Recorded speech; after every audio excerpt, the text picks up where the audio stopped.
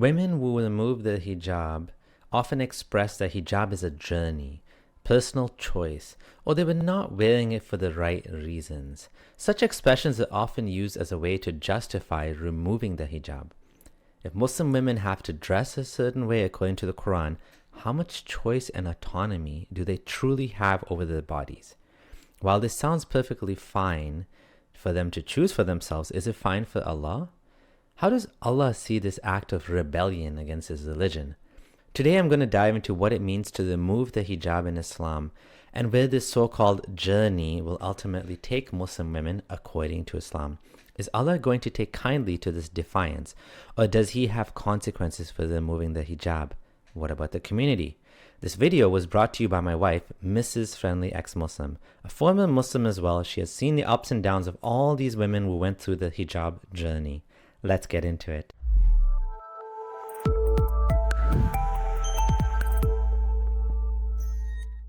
Being a Muslim woman, whether you are born into it or convert, it means that you are supposed to adhere to a strict dress code. This means covering the body and hair, even the feet, depending on what madhab or school of thought that you follow.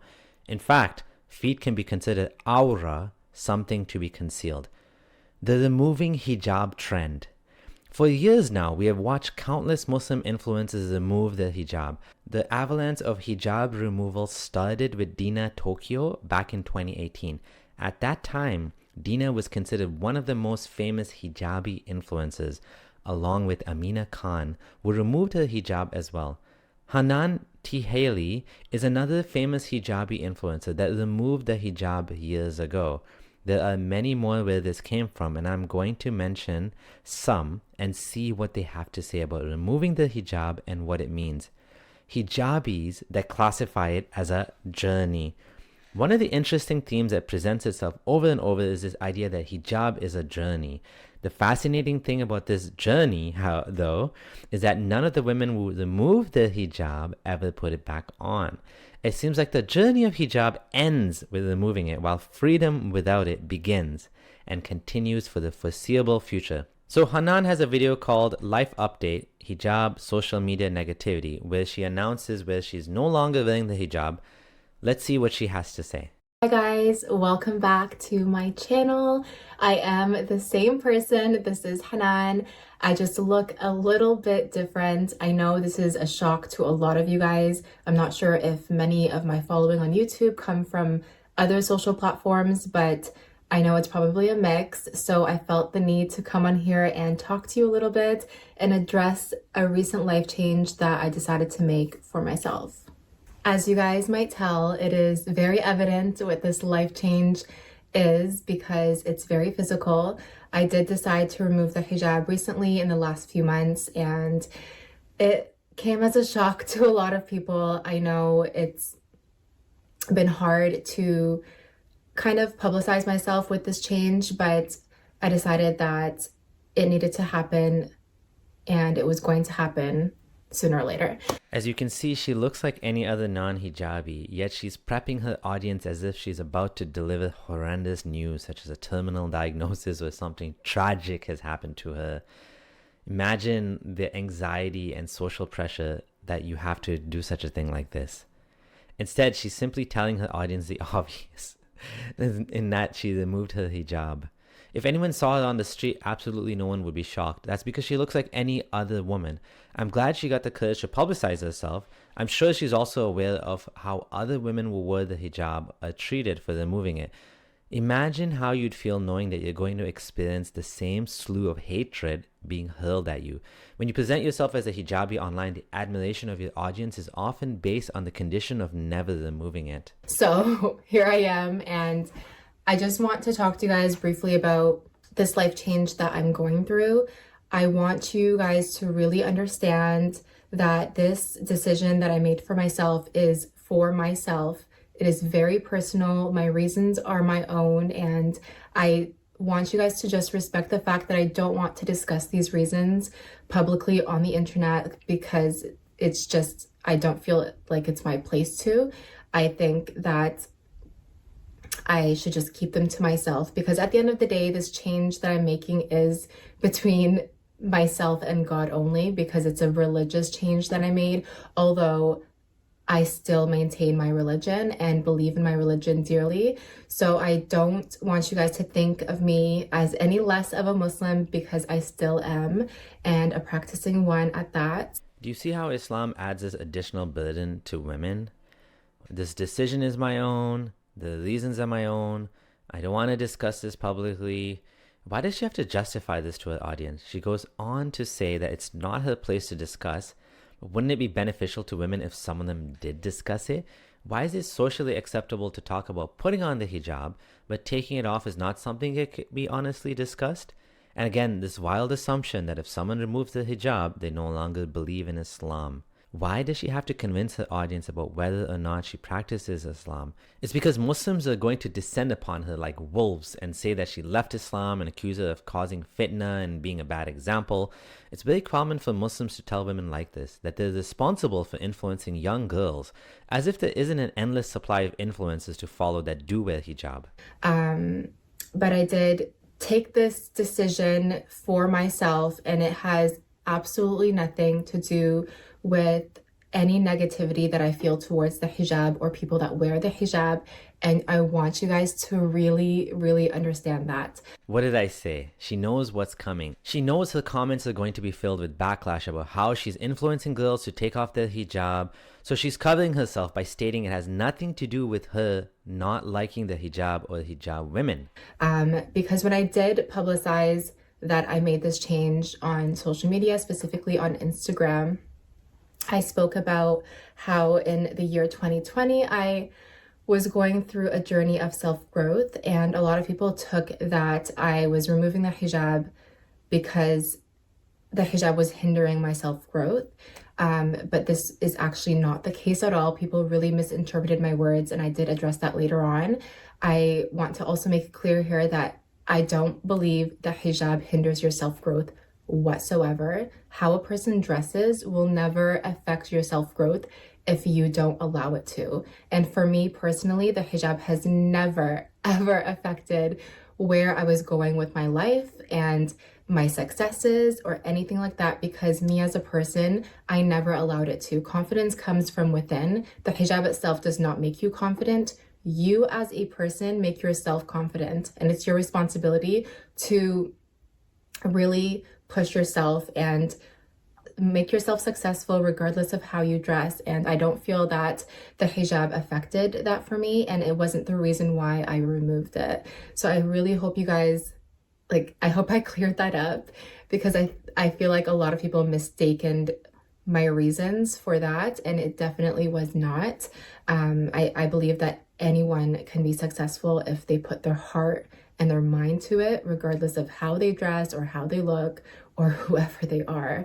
And we see it in this day and age. So with this change, I have seen a lot of negativity in terms of comments on my social platforms, and it really saddens me that people have gone to this level and have the audacity to say the things that they are being Muslims. I think it's giving the wrong impression, and a bad one, of Muslim behavior, because that's not how a Muslim behaves. And Islam is all about peace, regardless of how much you agree or disagree with others. It should always remain peaceful, and saying negative and hurtful things to another person just because you don't agree with a decision they've made is not nice. And I think that if you don't like something, you move on. If it's not affecting you personally, you should move on. I think the only thing that I have to say for those people who are, saying negative things on my comments is that you need to remember that appearance is not everything. Appearance is a part of your life, but it's not everything. And the words that you say are very, very powerful and affect a lot of people. You may not see directly how it's affecting them, but it is. And you have to realize that if you're portraying modesty through appearance, then make sure that the words that come out of your mouth and your behavior and your actions match up to that, because that's not being true to yourself. She's saying that if you're wearing a hijab, that's what she means by portraying modest behavior. Like there shouldn't be like crap coming out of your mouth. What she's saying is hijabis are attacking her. I mean, we don't even know if the only hijabi, but like clearly Muslims are attacking her for taking off the hijab. And this is the backlash that she's saying your words, can hurt people. And so she's saying she's hurt by the things that people are saying about her. So just really take a step back before you say anything. And if you don't like something, please move on. So beyond that, I just want you guys to know that I'm still the same person. I am still me. I'm still all about positivity and kindness. And that's all that I believe a person should be. You may not agree with my decision, and I completely respect that. And I understand if that means you cannot continue following me for your own personal reasons, because at the She's saying you may not agree with me taking off my hijab and you can unfollow me. Imagine like that's how it goes here. It's literally her personal clothing choice is what she's saying. Yet apparently it's not personal, because apparently if you don't wear it, it's okay to unfollow her, which is crazy. At the end of the day, that's your personal choice. I just hope that you remain respectful towards me and in my comment section. And I hope that if it means you are leaving my channel, you leave with respect. And I hope that you enjoy the rest of your life. This is what I was mentioning over and over again. There's going to be a lot of backlash and toxicity. No hijab removing apology style video would be complete without addressing the toxicity that people hurl at you. She says this is not how a Muslim behaves and it's all about peace. Hanan, I know you did not go into this blindly. That's why you had to go on YouTube and announce this and basically apologize for removing the hijab. This is how Muslims behave. And unfortunately, you were the next target for their behavior and comments. If you look at her Instagram over 4 years later, her hijabi identity is completely non-existent. Did the journey lead back to hijab, or do Muslim women simply live normal lives and dress how they want? It seems as though the latter is what the reality here. We see this with other influencers such as Asiya, an American Kuwaiti influencer. It has been 5 years and she has still not returned to the hijab. Like others, she also posted an apology-style video citing why she removed it. I understand that a lot of these influencers post these poetic and long explanations for PR reasons, but I also believe they post them because of how unforgiving Islam is towards women who decide to remove it. There is this entire culture of sameness that Muslim women are expected to submit to until the day they die. If someone deviates from the sameness, expect to get on your knees and grovel for understanding from your community, something non-Muslims take for granted. Now you might be wondering, how is it that I know so much about hijabi influencers? I don't. You might have noticed a change on the channel. Some of you have been confused by the community posts that say Mrs. Friendly Ex-Muslim and ask if it's a typo. It's not. The channel has been improved significantly as my wife has been working hard on these videos, and we're excited to see that there are a lot more women coming to watch the channel. The stats show that nearly half of you are women now, up from 20% a year ago. If you're new here, do subscribe as we're not yet done talking about Islam. Here's another ex-hijabi on a journey. Her name is Stephanie Curlow, and she's a ballerina that wore hijab then removed it. She posted, "As a Muslim woman, hijab is such a personal and unique connection to faith that looks different for everyone, whether that hijab is visible to you or not. I made the very personal and difficult decision to take off my hijab. It's always been my choice to wear it, and it's now my choice not to. Personally, it doesn't mean that I won't ever wear it again. Choices change and evolve, as do people.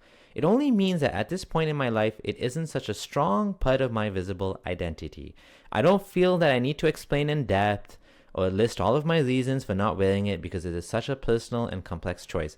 I can only hope that you are understanding and kind." Notice how every time someone removes the hijab, they need to talk about this journey and justify to the massive audience what they wear and what they do with their body.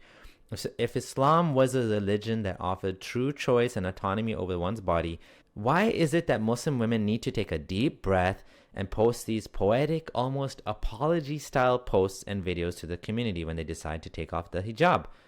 If nothing is wrong about removing the hijab, and it is simply a journey or a personal choice, would it really matter if you chose to be a hijabi and a visible Muslim? Again, look at what we have here. Stephanie the ballerina was on a journey with the hijab, but she never put it back on even years later. There's so many influences that follow this exact pattern, removing the hijab and never returning to it.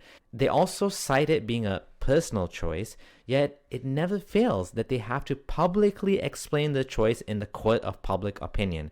Many of us make personal choices in our everyday life, but do we have to broadcast it to the entire internet for validation and approval?